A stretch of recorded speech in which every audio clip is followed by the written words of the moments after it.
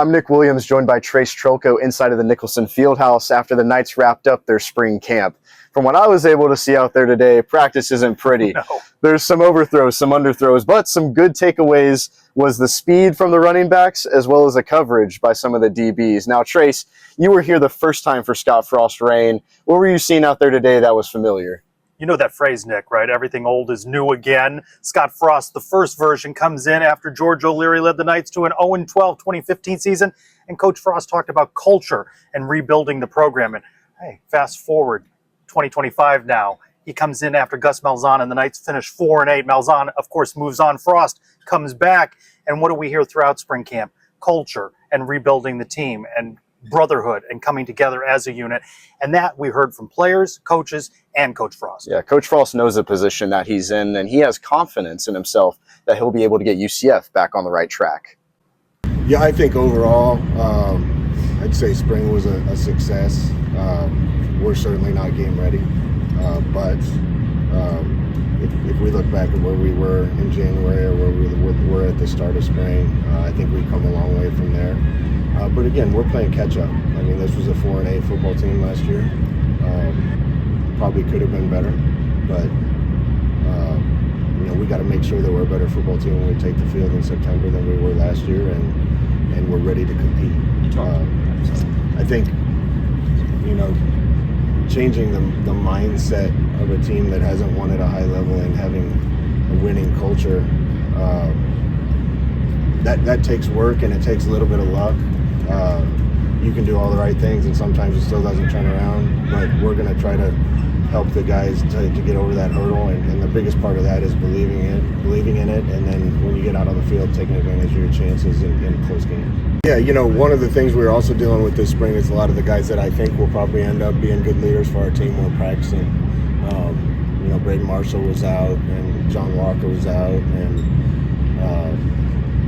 Malachi was out.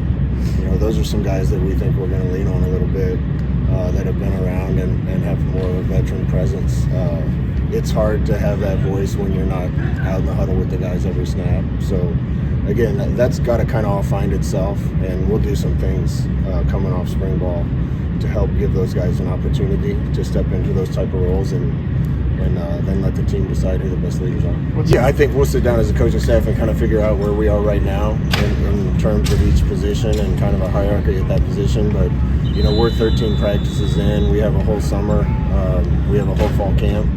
So nothing's set in stone right now. And I think we have an idea of where guys might slip in, but there's still some guys with a chance to come up and change that too. So, Nick, for head coach Scott Frost, the winter was all about strength and conditioning. Of course, spring camp has played out, and that sets up the summer. Yeah, summer conditioning is right around the corner, a time where the coaching staff can evaluate each player individually, as well as get those guys in leadership roles. And the leadership will need to be found on both sides of the ball, defense as well. Earlier in the week, we spoke with linebackers coach Mark D'Onofrio, 25-year-plus veteran linebacker coach. He has said that he has had to rebuild units at various stops. Most recently, Wisconsin, he mentioned, where he had a crew that had not played much together. By season's end, that was a top 10 defense. This is a crew and a defense that they're flying around the ball for defensive coordinator Alex Grinch, and guys are fighting for jobs throughout this spring camp. Yeah, I want a guy that's really smart, right? And what I mean, he's a smart football player, high football IQ, loud on tape. Right, you could see him very animated. He runs the show. He's communicating. He's keeping everybody at ease in terms of the D-line and the back end.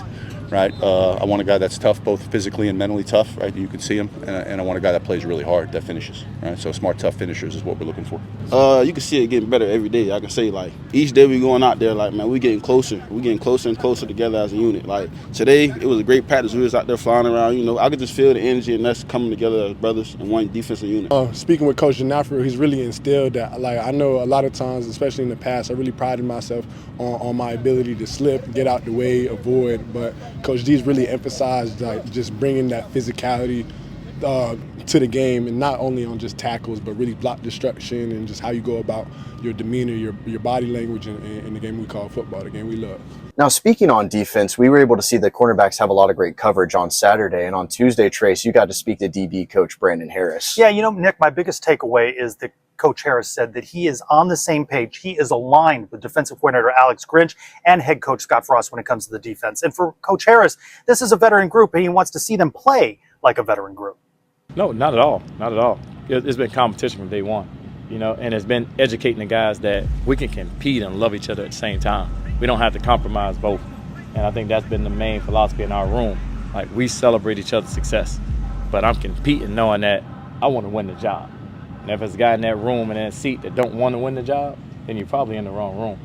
But at the same time, me doing what I'm supposed to do, it doesn't affect me to root against somebody else. So we're a family and we're very, very close. So they understand they need to be supportive of each other, although we are competing.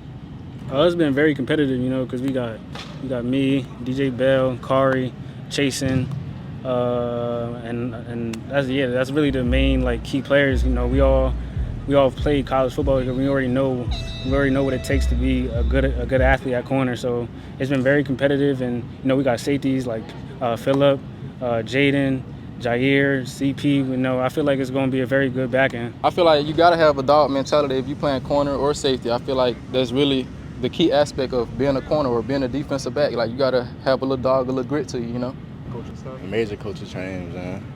Major coaching change. I feel like the team is way closer. We got better energy in the building. I feel like everybody want to be in the building. Don't want to leave early. Like, we can sit in the locker room, talk after practice, listen to music. It's just, the vibe is just way different.